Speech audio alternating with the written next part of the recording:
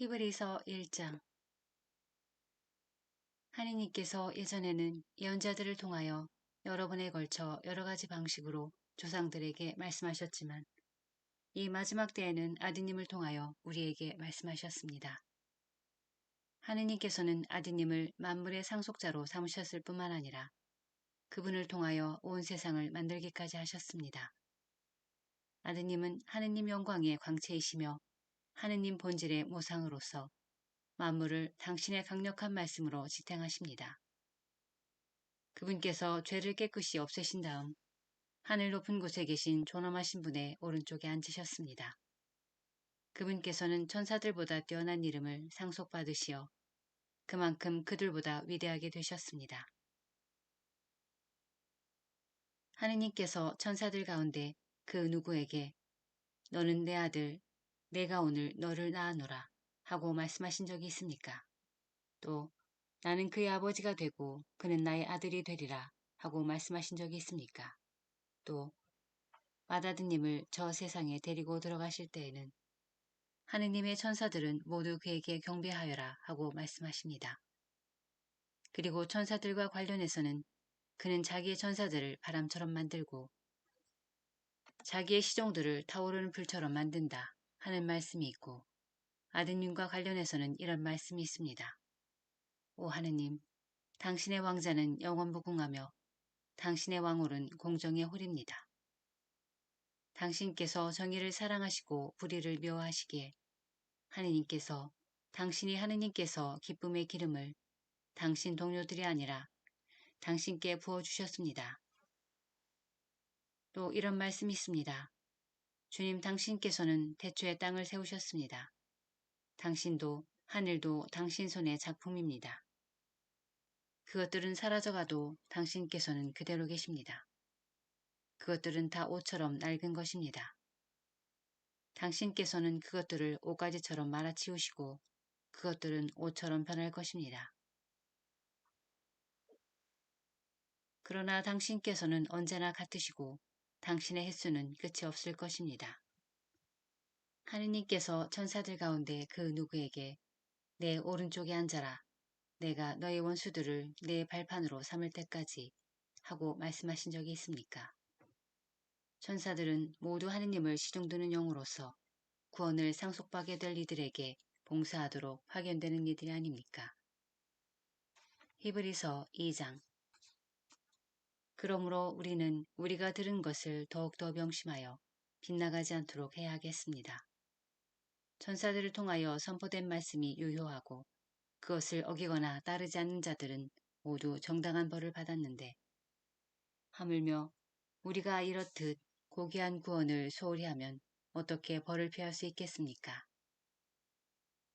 이 구원은 처음에 주님께서 선포하신 것으로 그것을 들은 이들이 우리에게 확증해 주었습니다. 하느님께서도 당신의 뜻에 따라 표징과 이적과 갖가지 기적을 통하여 또 성령의 선물을 나누어 주시어 당신의 증언을 보태어 주셨습니다. 하느님께서는 우리가 지금 말하고 있는 곧 앞으로 올 세상을 천사들의 지배 아래 두신 것이 아닙니다. 어떤 이가 어디에선가 이렇게 증언하였습니다. 인간이 무엇이기에 그를 기억해 주십니까? 사람이 무엇이기에 그를 돌보아 주십니까? 천사들보다 잠깐 낮추셨다가 영광과 존귀의 관을 세워주시고 만물을 그의 발 아래 두셨습니다. 하느님께서는 이렇게 만물을 그의 지배 아래 두시면서 그 아래 들지 않는 것은 하나도 남겨놓지 않으셨습니다. 그런데 우리가 보기에는 만물이 아직도 그의 지배 아래 들지 않았습니다. 그러나 우리는 천사들보다 잠깐 낮아지셨다가 죽음의 고난을 통하여 영광과 존귀의 관을 쓰신 예수님을 보고 있습니다. 이렇게 그분께서는 하느님의 은총으로 모든 사람을 위하여 죽음을 겪으셔야 했습니다. 만물은 하느님을 위하여 또 그분을 통하여 존재합니다. 이러한 하느님께서는 많은 자녀들을 영광으로 이끌어 들이시면서 그들을 위한 구원의 영도자를 고난으로 안전하게 만드신 것은 당연한 일이었습니다. 사람들을 거룩하게 해주시는 분이나 거룩하게 되는 사람들이나 모두 한 분에게서 나왔습니다. 그러한 까닭에 예수님께서는 그들을 형제라고 부르기를 부끄러워하지 않으시고 이렇게 말씀하십니다. 저는 당신 이름을 제 형제들에게 전하고 모임 한가운데에서 당신을 찬양하오리다.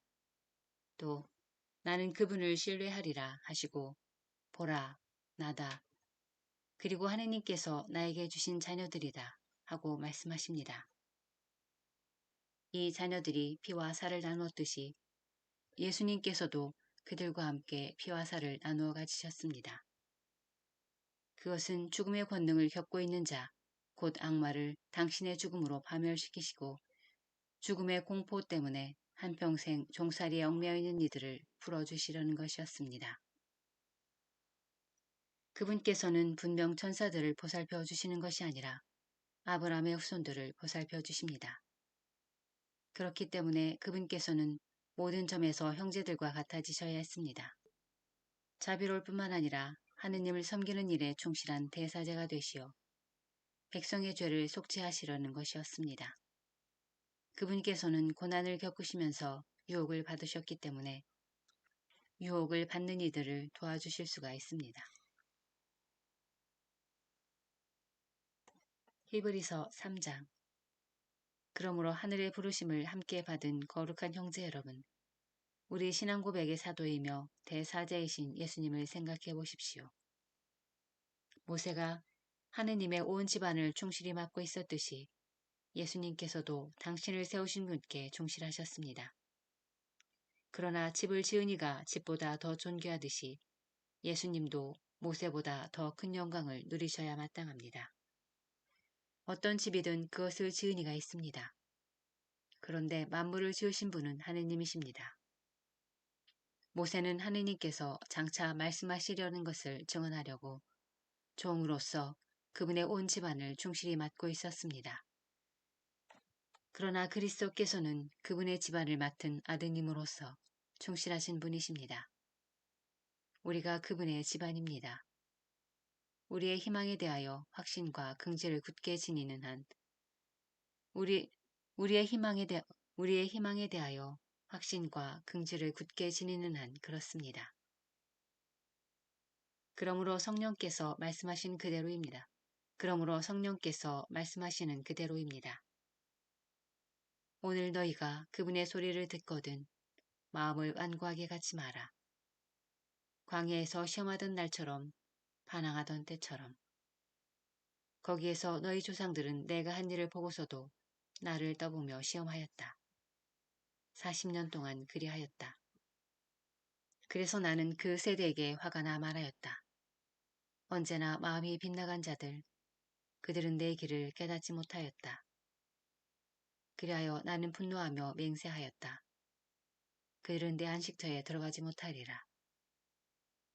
형제 여러분, 여러분 가운데에는 믿지 않는 악한 마음을 품고서 살아계신 하느님을 저버리는 사람이 없도록 조심하십시오. 오늘이라는 말이 들리는 한 여러분은 날마다 서로 격려하여 죄의 속임수에 넘어가 완고해지는 사람이 하나도 없도록 하십시오. 우리는 그리스도의 동료가 된 사람들입니다. 처음의 결심을 끝까지 굳건히 지니는 한 그렇습니다. 오늘 너희가 그분의 소리를 듣거든 반항하던 때처럼 마음을 완고하게 갖지 마라 하셨는데 듣고도 반항한 자들은 누구였습니까? 모두 모세의 인도를 받아 이집트에서 빠져나온 그 사람들이 아닙니까? 또 하느님께서는 40년 동안 누구에게 화가 나셨습니까? 죄를 지은 사람들, 시체가 되어 광야에 쓰러진 그 사람들이 아닙니까? 또 하느님께서는 누구에게 당신의 안식처에 들어가지 못하리라고 맹세하셨습니까? 순종하지 않은 그 사람들이 아닙니까? 우리가 보듯이 과연 그들은 불신 때문에 안식처에 들어가지 못하였습니다. 히브리서 4장. 그러므로 하느님의 안식처에 들어갈 수 있다는 약속이 계속 유효한데도 여러분 가운데 누가 이미 탈락하였다고 여겨지는 일이 없도록 우리 모두 주의를 기울이십시오. 사실 그들이나 우리나 마찬가지로 기쁜 소식을 들었습니다. 그들이 들은 그 말씀은 그들에게 아무런 이득이 되지 못하였습니다. 그 말씀을 기어겨 들은 이들과 믿음으로 결합되지 못하였기 때문입니다. 믿음을 가진 우리는 안식처로 들어갑니다. 그것은 하느님께서 그리하여 나는 분노하여 맹세하였다. 그들은 내 안식처에 들어가지 못하리라 하고 말씀하신 그대로입니다. 안식처는 물론 하느님께서 만드신 것들은 세상 창조 때부터 이미 다 이루어져 있었습니다. 사실 일곱째 날에 관하여 어디에선가 이렇게 말하였습니다. 하느님께서는 하시던 일을 모두 마치시고 일의 날에 쉬셨다. 또 여기에서는 그들은 내 안식처에 들어가지 못하리라 하였습니다. 그런데 어떤 이들은 그곳에 들어갈 기회가 아직 있고 또 예전에 기쁜 소식을 들은 이들은 순종하지 않은 탓으로 그곳에 들어가지 못하였기에 하느님께서는 다시 오늘이라는 날을 정하셨습니다. 앞서 인용한 대로 오랜 세월이 지난 뒤에 다윗을 통하여 오늘 너희가 그분의 소리를 듣거든 마음을 완고하게 갖지 마라 하고 말씀하실 때 그리하신 것입니다. 만일 여호수아가 그들을 안식처로 이끌었다면 하느님께서 나중에 다른 날에 관하여 말씀하지 않으셨을 것입니다. 그러므로 하느님의 백성에게는 아직도 참 안식이 그대로 남아 있습니다. 하느님께서는 하시던 일을 마치시고 쉬신 것처럼 그분의 안식처에 들어가는 이도 자기가 하던 일을 마치고 쉬는 것입니다. 그러니 그와 같은 불순종의 번을 따르다가 떨어져 나가는 사람이 없게 우리 모두 저 안식처에 들어가도록 힘씁시다. 사실 하느님의 말씀은 살아있고 힘이 있으며 어떤 쌍날칼보다 날카롭습니다. 그래서 사람 속을 꿰찔러 혼과 영을 가르고 관절과 골수를 갈라 마음의 생각과 속셈을 가려냅니다. 하느님 앞에서는 어떠한 피조물도 감추어져 있을 수 없습니다. 그분 눈에는 모든 것이 벌거숭이로 드러나 있습니다. 이러한 하느님께 우리는 셈을 해드려야 하는 것입니다. 그런데 우리에게는 하늘 위로 올라가신 위대한 대사제가 계십니다. 하느님의 아들 예수님이십니다. 그러니 우리가 고백하는 신앙을 굳게 지켜나아갑시다. 우리에게는 우리의 연약함을 동정하지 못하는 대사제가 아니라 모든 면에서 우리와 똑같이 유혹을 받으신 그러나 죄는 짓지 않으신 대사제가 계십니다. 그러므로 확신을 가지고 은총의 어좌로 나아갑시다. 그리하여 자비를 얻고 은총을 받아 필요할 때 도움이 되게 합시다.